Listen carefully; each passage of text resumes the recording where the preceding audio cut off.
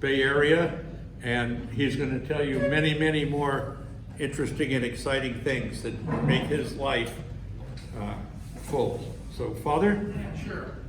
I'm guessing Gary Anderson's got this picture up for a reason. Gary, you got to be able to explain this, and I'm going to ask Sunil if he can go ahead and maybe feel the full. I'm all over the place. You probably don't even need me with a mic, actually.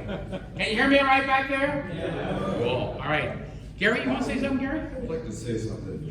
Father Jason and I go back over 35 years. He came to us as a young, enthusiastic priest, a lot of energy, and just a wonderful person. And he was a real talent, and he provided that for everyone. Now you wonder what this picture is up here. Well, this comes in about a story about Father Jason. This was the 200th anniversary of St. Joseph's Church, Mission San Jose. And these ladies inside are members of Sister John Marie. I know her very well. She's a lovely lady. She has since passed. But we're in a parade, and I got selected because I had 64 had a Mustang convertible with a top down. So it was a really hot day, and we're going along, and I'm turning off the motor periodically so it wouldn't overheat. Well, this went on about 3 or 4 times, and all of a sudden, I went to start it, and it didn't start. Now, back here, you might see, I can't hardly see it, but behind us was a group of young members of the church, led by This guy. you. And The word I got from Jason was, "Hold it, Gary, I got your back." And I turned around, and he left his group of kids, and he's pushing me across the parade line. I'll always remember that moment, and I wish I had a picture of him doing that. I could get a lot of points for that thing there. But a wonderful priest and a wonderful presenter, and we miss you. But I got to tell you, Oakland took him away from St. Joseph's. He did a remarkable job there, very fine job. And but he had another offer too. AAA wanted to hire him. Thank you very much. thanks, Gary.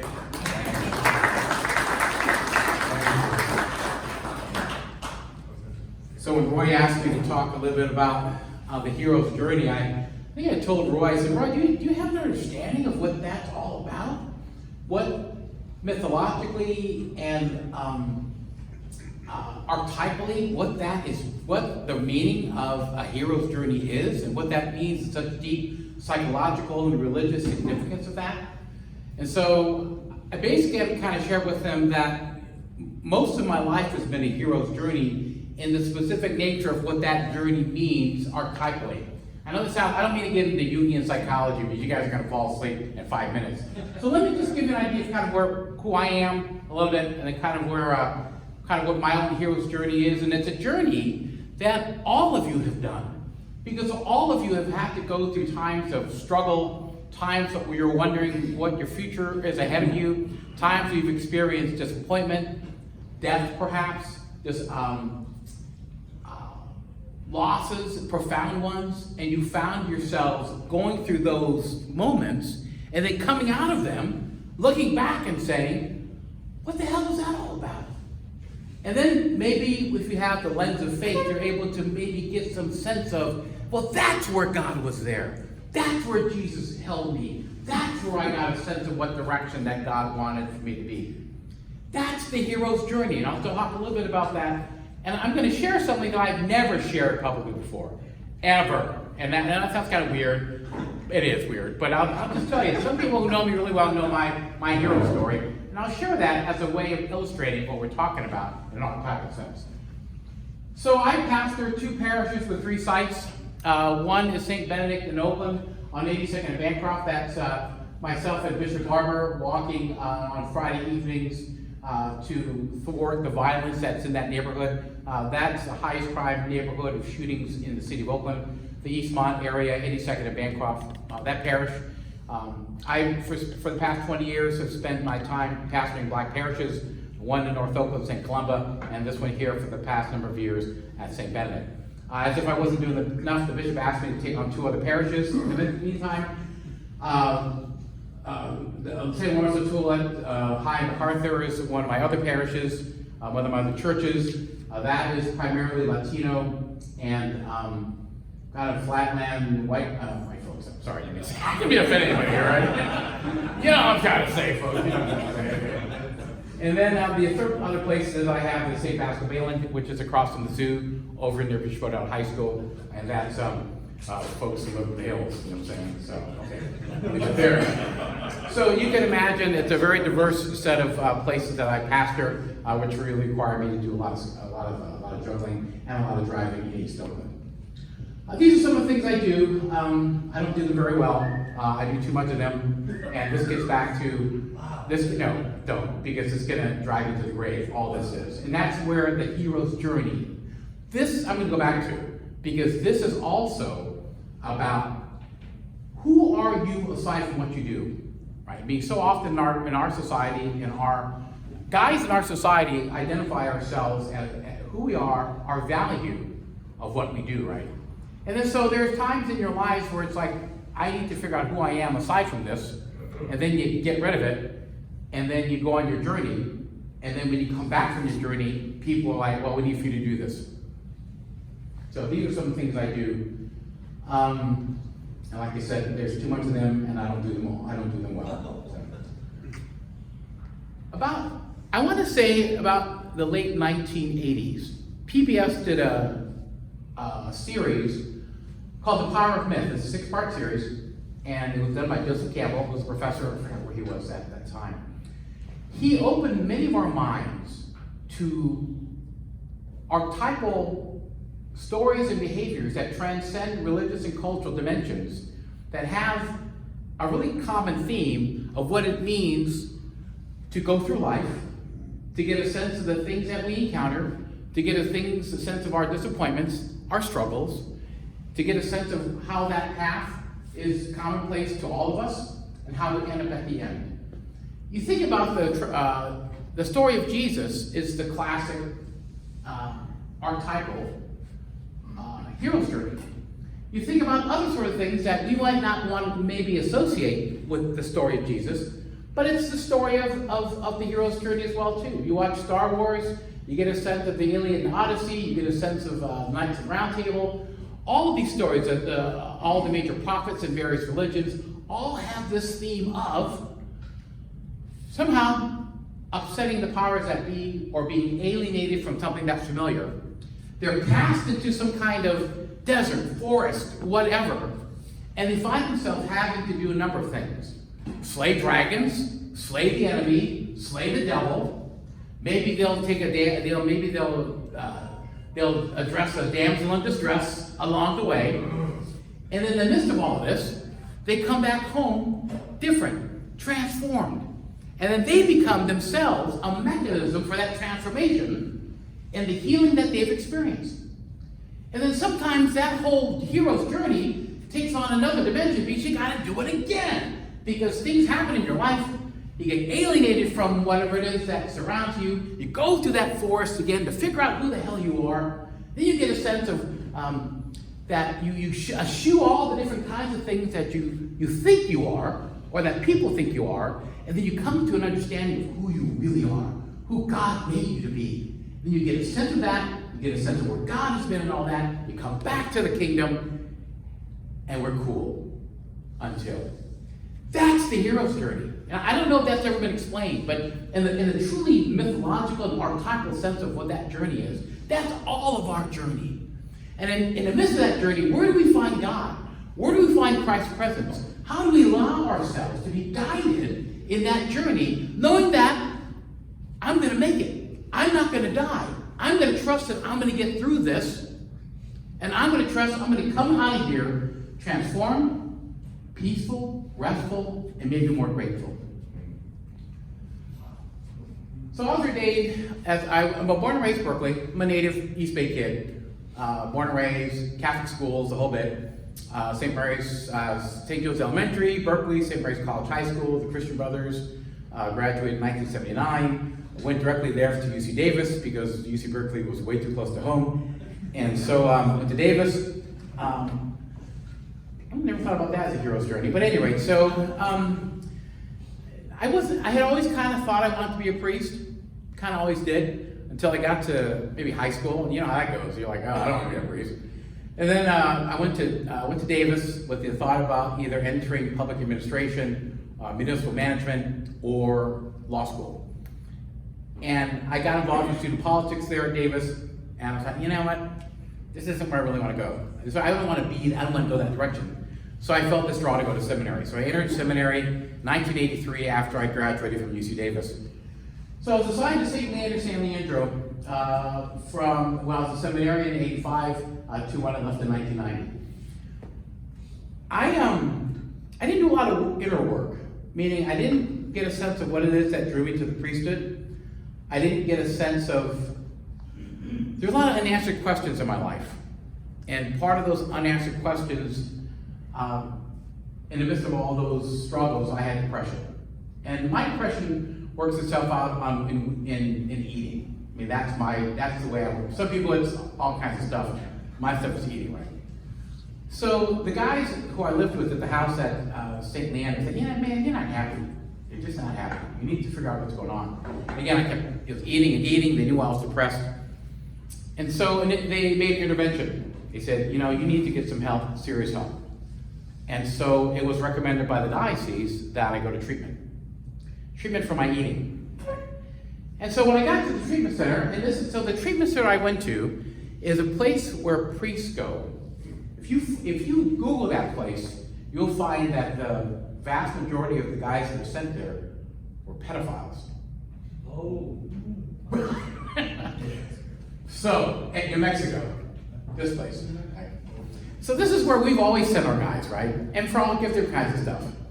So my issue is eating, and I'm in groups of guys whose issues are a little bit different from mine. So it's been quite a number of months there. And what came clear to me is that I needed to grow up. Meaning, I needed to find out that my worth was not dependent on what I did. I always assumed people liked me because I was a priest. When I became a priest, and even before I was about to be ordained, I always got a sense that my worth was tied into what I did. Right? Oh yeah, people like me, they respect me because I'm a priest. And you know, we live in a Catholic culture where that happens. Father this, father that, right? Maybe not so much anymore. But back in the day, yeah, we grew up with that kind of culture. We were just talking a little bit earlier. Who was I talking to? Brian? Brian, where were you at? Where's Brian? Is it Brian? We were talking about all the guys who were priests here over the years, right? John Dollard. Yeah, we brought up Jimmy Keeley. I mean, Jimmy Keeley, when I was a first grader back at St. Joe's Berkeley, was the best priest in the world. We loved Jimmy Keeley. He was one of the pastors here at St. Charles Borromeo. Guys like that we looked up to. So a part of me felt like, geez, you know, part of my self-esteem was so tied into what I did, not who I was. So the basic sense of that time in treatment was, get a sense of who you are as a person, what God made you to be as a person, not aside from everything else you do. So the recommendation from the staff at the Service of Pericles was, you need to just get away from family, get away from all your support group. Go live in Albuquerque by yourself. Go find a useless job. I don't mean to say useless, but go find a job. Don't tell anybody what you would do in the past, and know how valued you are. Of course, Bishop John Cummins wasn't too keen about that idea. You know, I spent all this money to put you in seminary, and these guys want to do this. It's like, well, dude, you send me there, so this is what they want to do. So I drove trucks for a year and a half. And a part of the job I had, no one knew I was a priest or had been a priest. I got hired on. The only person who knew I was a priest was the guy who was the director of employment. He was a Spaniard. He goes, why do you want to do this for? You're a priest. I said, I got my reasons. Oh, you're trying to find yourself. Yeah, I get it. Yeah. Then he goes, I'm going to have you work in a dishwasher with all these dishwashers. And he goes, no, I won't do that. Then you'll learn all these bad swear words in Spanish. I said, okay, fine. Well, I'll have you driving trucks. Okay, fine. So for about a year, I drove trucks. I loaded airplanes for a year. And it was a great job. It was good exercise. In the midst of all this, I'm seeing my spiritual director who's down in Albuquerque. I'm seeing a therapist to try to get a sense of what this hero's journey is. What is this journey all about? what's this year and a half I'm trying to do, and how am I trying to get a sense of where God's direction is for me? What are the dragons that I have to slay? What are the lessons I have to learn in the midst of this desert? So in the hero's journey, there's always this archetypal place. It's this dark forest, it's this vast ocean, or it's the desert. And for me, it was the desert because it's New Mexico. And if you've ever been to the Albuquerque airport, it's surrounded by desert. So that's all you see is desert. So I was in this desert trying to get a sense of where God's direction is for me, trying to get a sense of healing, and a sense that who I am is not what I do, but who God made me to be. So the key in all this was at the end, I knew I had a sense, okay, I'm still trying to debate whether I should go back to the priesthood or not, and get a sense of where God's leading me. I always felt like this is where God was leading me all along, to the priesthood. But I needed to get a sense that that was my decision, that I had options in my own life, that I could make it on my own, that I could do this, but by the grace of God. So near the end of my time at Cater Air, which is Marriott in-flight, it's different now, they offered me a position in management. They said, hey, you know, you think and they named me Company Employee of the Year. Not knowing my background, not the whole company, but just the plant, right? And so it was one of those things that, and again, it's kind of a weird contradiction in the hero's journey, right? You're not supposed to be defined by how others view you, but how you view yourself. And yet it goes back to this whole thing again, that I'm valued because of what I do, and because these folks recognize that. That's the weird part about the hero's journey, right? That you're on the midst of this journey, you're trying to slay this dragon. This is one of the dragons you're trying to slay, the sense of where does my worth come from? And then stuff like this happens, and you think, wow, you've answered my prayer, God. Now I do have a choice in this life. I don't feel like I have to, now I've got to be a priest. Now you get to choose this. God's already chosen it already, but it's a sense of, I'm going to do this because this is what you want me to do, God. This is what you originally want me to do. This is what I'm going to do now.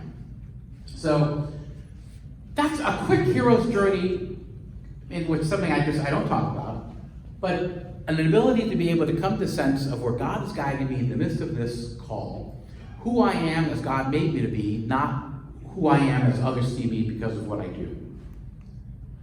So the journey ends, but then it continues. So the journey, I left in 1990, a year in treatment, and came back in June 1992 and was assigned to St. John Vianney Parish at Walnut Creek, where I was there for about a number of years before I went to St. Joe's Missions Housing in Fremont. The hero's journey continues because in all of our lives, we have to continue struggling with whatever it is that we need to struggle with. There was a time about, let's say 2000, about 10 years ago, we had a bishop at the time who was an interim bishop. And for whatever reason, I guess he didn't like me. I'm not sure what it was. I'm sure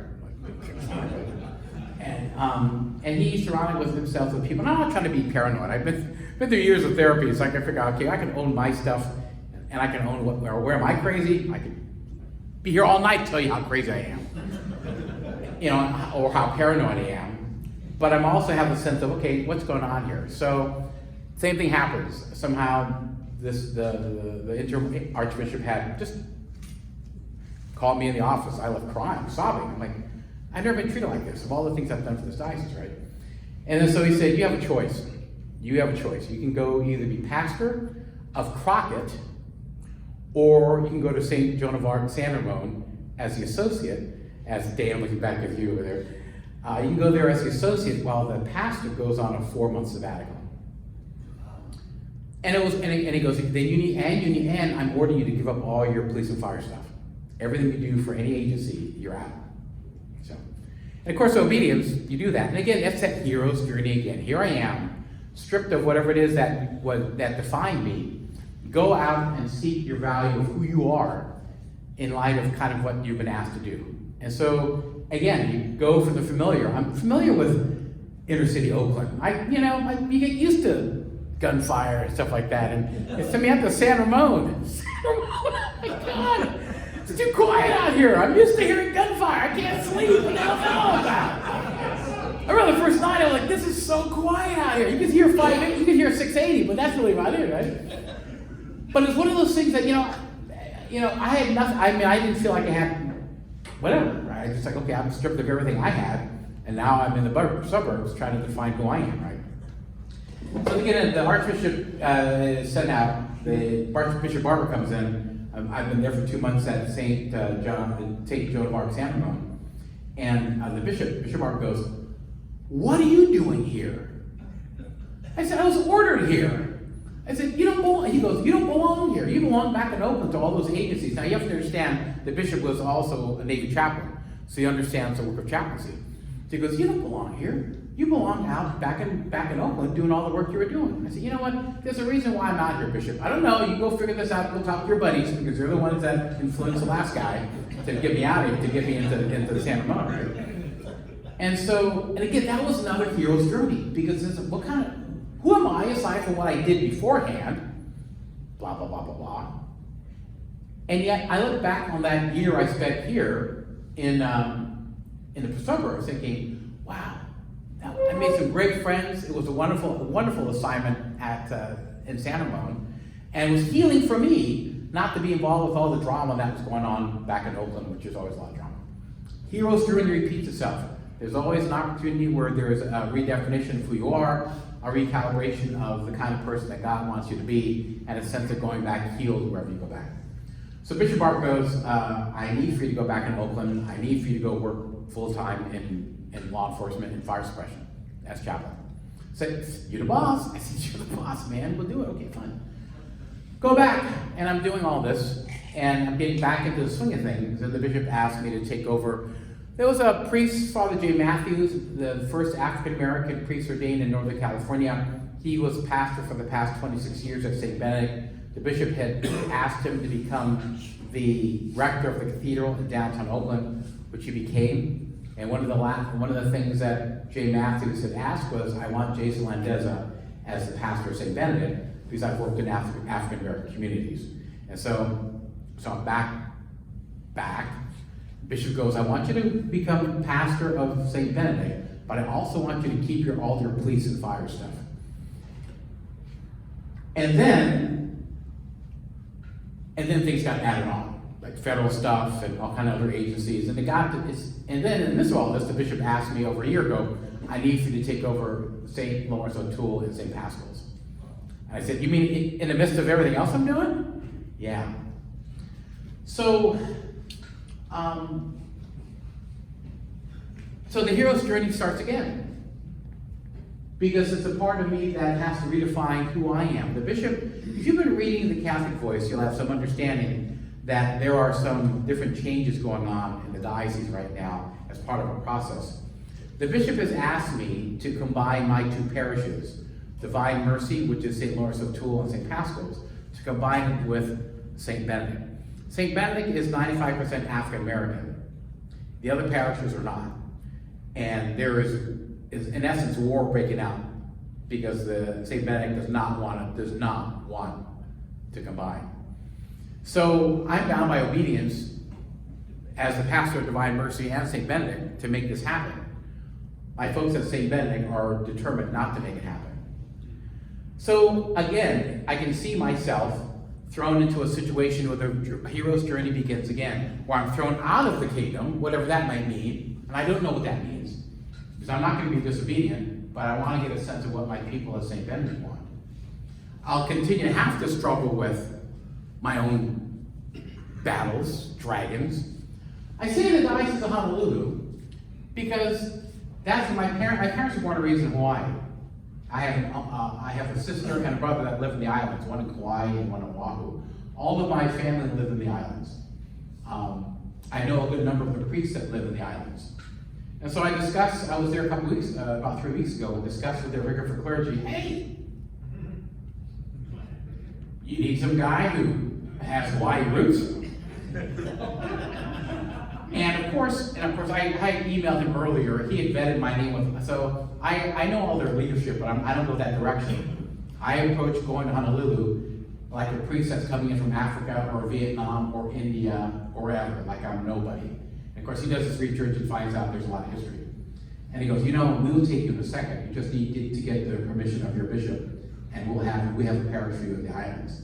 And I'm thinking, oh yeah, in the big island, next to a beach with lots of palm trees and no drama. But it's the hero's journey again. Is that going to be where I go? Instead of desert, I go to island? What are the things that are going to confront me there? Who are the dragons that I have to slay? What are the battles that I have to do? And where is God's healing and direction in all of this? So we talk about the hero's journey, and I talk about it on a very personal level, because I have for my own kind of journey in life, there's always a sense of that journey. All of you have that journey. Whether there are losses, disappointments, things that perhaps you dreams that are not fulfilled, there's always this thicket you walk through that you seek God's guidance, and you wonder at the end, how am I going to make it out of this? And yet somehow, I like to think that when all is said and done, that you're out of whatever clearance that you find yourself in, that you'll experience and recognize that God was with us. God, the Holy Spirit, Jesus, was with us throughout that entire experience. I don't know, I'm on the verge of that next hero's journey, because I'm getting all kinds of pushes and pulls from various forces in the diocese and my parish about what it is that I do. My family and my friends tell me one thing. They say, go to Hawaii. You'll get healing there. But part of me is the obedient servant that says you fight to the end, right? So, again, there's always this continued sense of what that hero's journey is and what it means for each and every one of us personally. I pray that you maybe perhaps during this period of time really study what some of those moments in your own life where that journey has taken you, where God has been for you, and how God has reassured you of God's presence. There's a place in New Mexico called Chimayo. I don't know if any of you have ever been there. It's called the Lords of North America. It's a simple, old, broken-down chapel, but it's a beautiful tribute to the faith of the people of New Mexico. It's an ancient worship place, and it was a place that was always seen as miraculous. They have this miraculous dirt. Yeah, at least how legends go. Whenever I go there, I always remember how healing that experience was for me, that hero's journey in New Mexico. That somehow that place, whenever I forget about God's healing presence, I'm reminded of that when I go to New Mexico, particularly when I go to that particular place in Chimayo.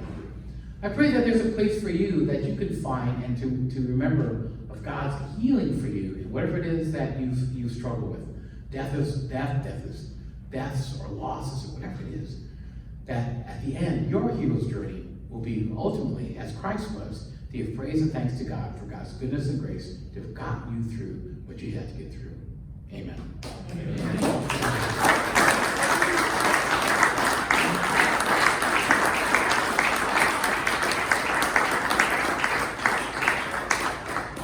Any questions?